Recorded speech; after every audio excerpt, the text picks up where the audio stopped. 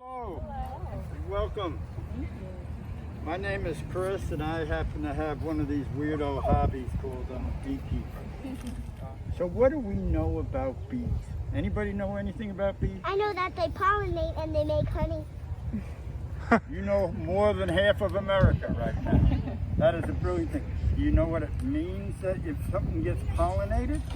It means that the bees are taking the pollen from it. And it means that you get to eat your favorite fruit. What's your favorite fruit? I don't know. Do you like strawberries? I love strawberries. Ah. Would you have strawberries without honeybees? No. Do you like apples?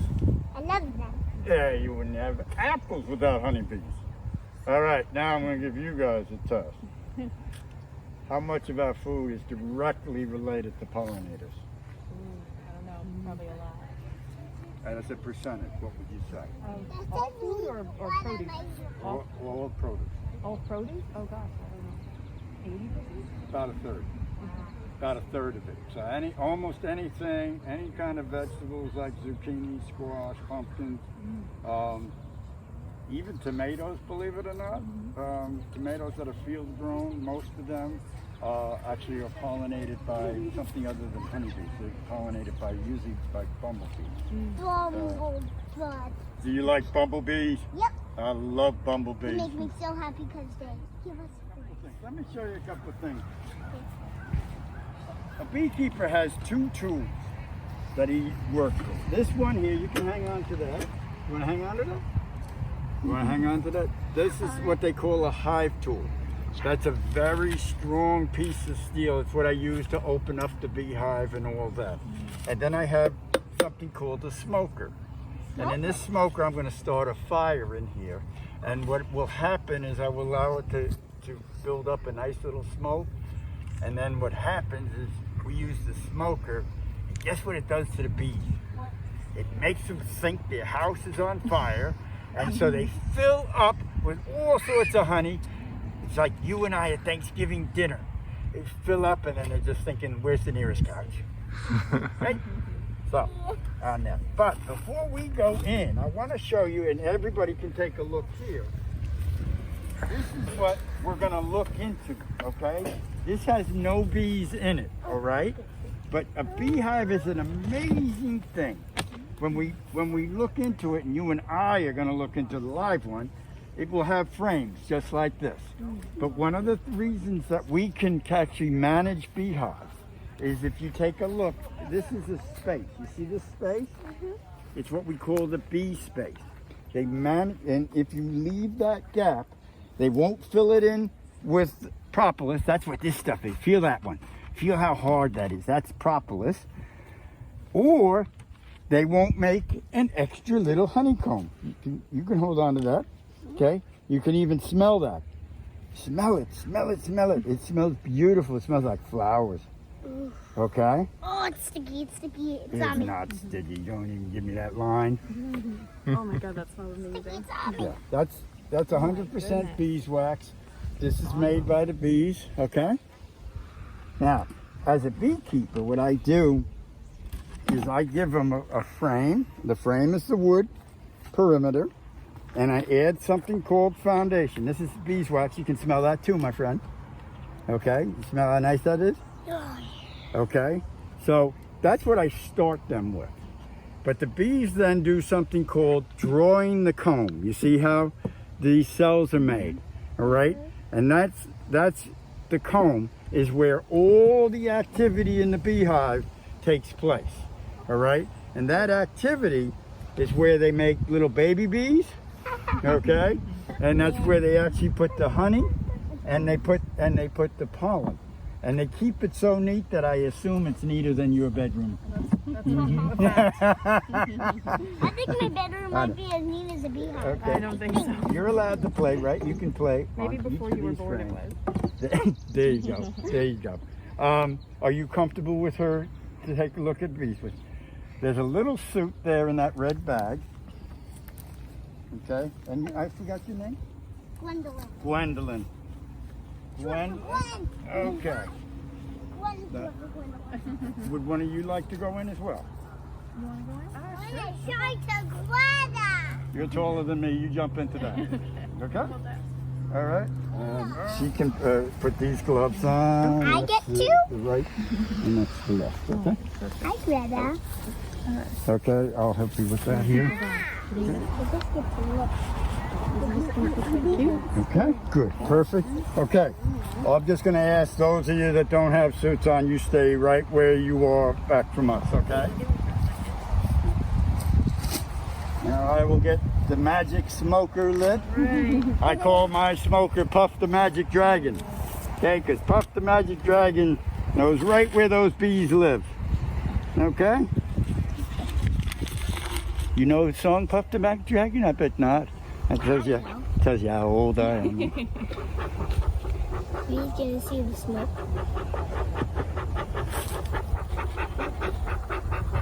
See smoke is orange, yellow. You do everything he tells you to do,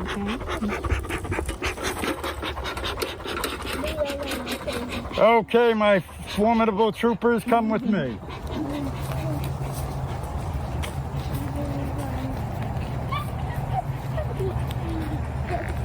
Now you come and you stand right to the side over here. Okay, and then what I do, see to the smoke. Okay. Okay, so I do that little smoke, keeps them more than a little bit occupied. And then you come over here. You can come right next to me. Up.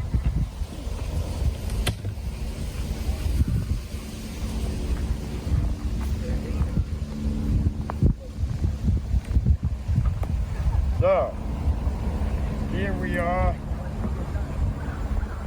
and we've got a frame that I'm going to take out for you, okay? On this frame, yep, you do see honeycomb. And what else do you see? You see lots of bees. And you see the frame right there. This is a frame of honey, okay? And Mom, if you would like, you can hold the two ends. Hold it one here and one right here. And now you are holding a frame of bees. Yeah, a lot of weight. A lot of weight, isn't it? It's surprising, isn't it? Yeah. You feel the feeling. Little one, would you like to try to hold it? Okay. Hold on your, on this. I want you to hold right here. Put your finger right there. Yeah. Oh, okay. Good, good. Okay. Okay. No, no, I don't. Yep. She doesn't have to do it. No, that, Yep. No, no problem. But I want to show you one other thing. Is on this side, you see the liquid. You see that liquid here? You see this here? Right here? That's honey. But you know what that is right there? That bright yellow? That's pollen. That's exactly it. Isn't that really neat? That's pretty cool, huh? Yeah, that's a cool stuff. Would you like to look at one more frame? These are all over it. Another bee think their house is on fire. That's right. And what do? They feed up on honey. Yep. So they try to look for the nearest couch.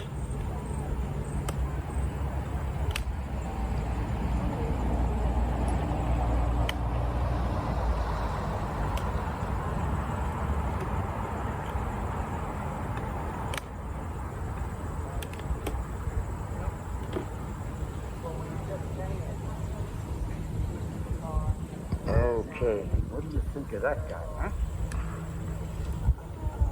Now, does anybody know anything about the worker bees? The worker bees, They're the pollinators. they are the pollinators. But you know what they are? They're all girls. Every one of those little worker bees is a girl. Could you imagine having that many girls in a house? Yeah, you probably can. Yeah, there you go. Girls are my favorite person. Oh, there you go. But you know what this guy is here? This guy has no stinger. This is the only males in the hive. This is called a drone. Look at how different he is when it just shows you. You okay? Tell me if you see that? See that drone? You see how much bigger he is than the workers? Okay? He's big, fat, and lazy. Okay? Lazy. Yep, he doesn't do any work in the house. Okay? The girls, the workers are the only ones. There's another drone right there. Okay? You see how much bigger he is on that. And you know there's only one queen, there's one big mommy that's a mommy to all these bees. Do you know how to that many babies? No, I don't think so. Well, she's hitting down low, and we're not gonna go down deep into that because that probably would scare you. I ain't gonna scare you. Okay? She's really big though. But she's big. And she has a fat smear. No, she doesn't have a fat stinger, but she has a fat abdomen, which is where she has thousands and thousands of eggs in her body. Guess how many eggs a day she'll lay in the summertime? 1,000. Can you imagine that? Well, guys, you did really, really good. I'm gonna These close. are funny little bees. I'm gonna close these up. You good? Now they think their house is on fire. Okay, you did it. You did an amazing job there, my friend. I'm just going to close them up. But did you learn anything else about the bees while we were in? How many are in the box about? 30 to 40,000 right now. Yep.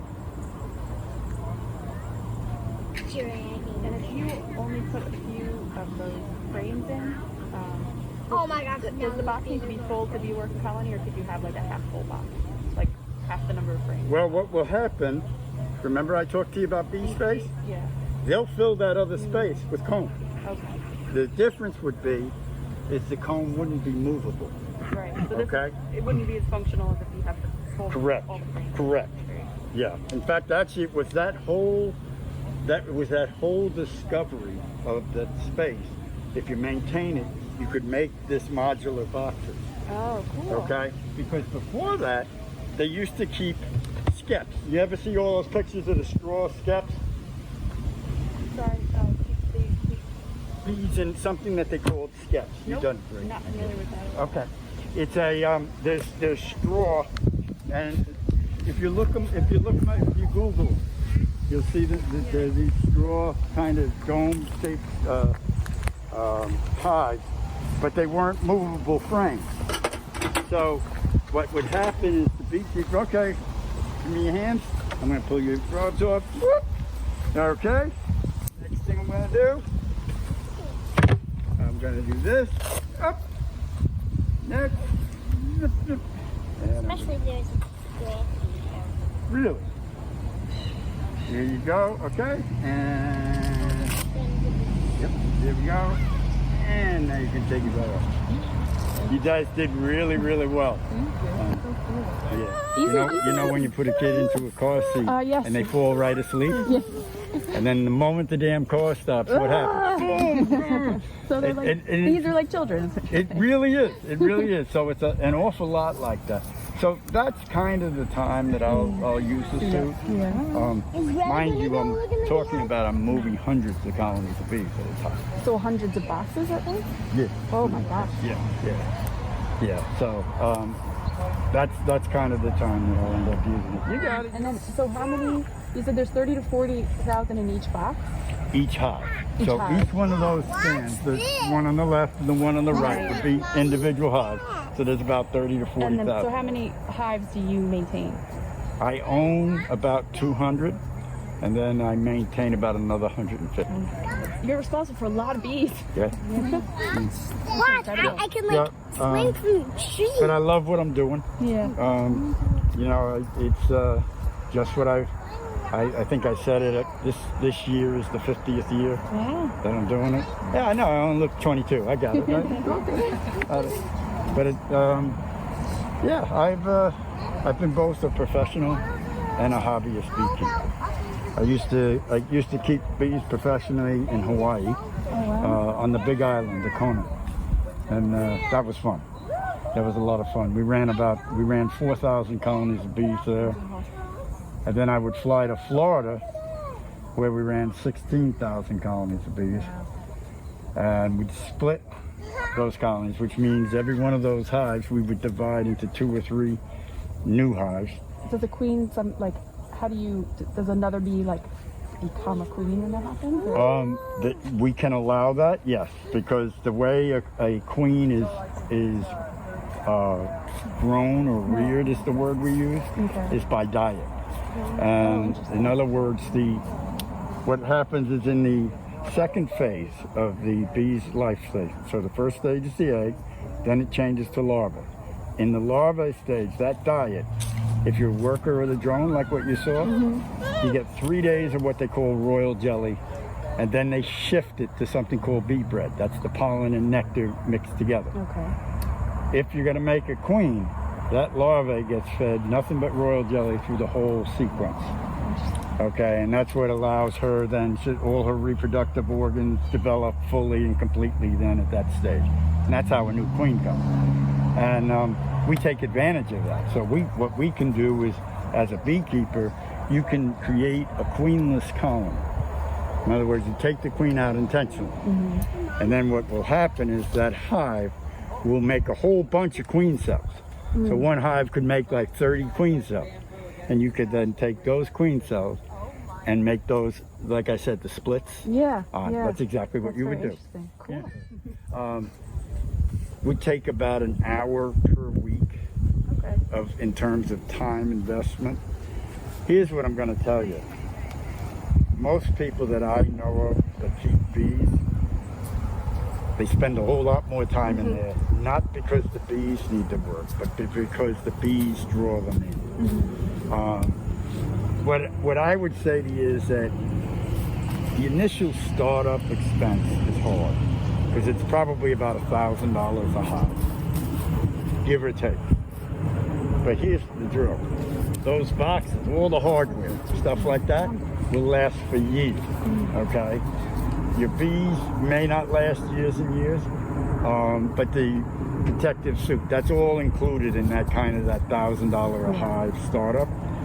So realistically, after that, in the second season, you're not buying new equipment, you're not buying new bee gear. It probably costs you a couple $100 to run through on that. And it's kind of neat. Bees are amazingly adaptable. If you're interested, what I would say to you is go to Google Earth and find your house on Google Earth. Put a pin drop. And then make yourself a 1 mile radius. That 1 mile radius is about where 90% of your bees are going to fly. Look at what's in that. Is it all open sod fields? Is it all wooded? Is it a mixture? Is it all subdivision? You know what I mean? Why do I say that? Because what it does is that tells you what plants are in the area available for bees. There's some really great resources right online that if you're interested and you wanted to kind of say, what am I getting into? What am I looking at? There's something called the Honeybee Health Coalition.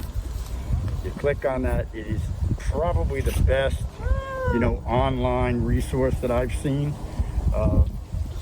And I guarantee you, once you start going down that wormhole of looking at keeping bees, you're gonna be hooked. But I always suggest with people that want to start keeping bees, you take a class, because there's so much. Bees are not like any other pet that you're ever gonna keep. Yeah. They're not like cats and dogs.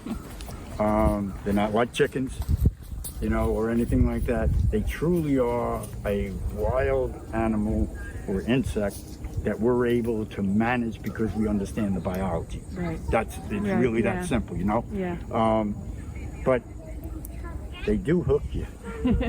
They really do. I would be, I think I would get so worried about them, like that if anything happened, I would be devastated. Like I'd probably It is. I understand. Yeah, exactly where I got upset after the storm about what happened to my tomato plants. Like these are living little creatures. I might lose it if something happened to my hive.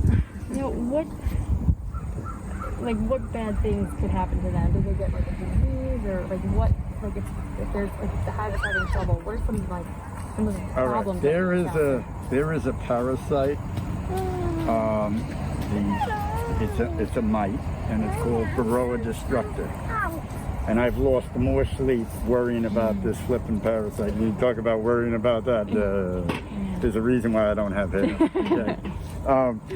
But that's probably the number one concern. And when you learn about how to manage your bees, that every decision that you make in the beehive is related to how you manage the row. Okay?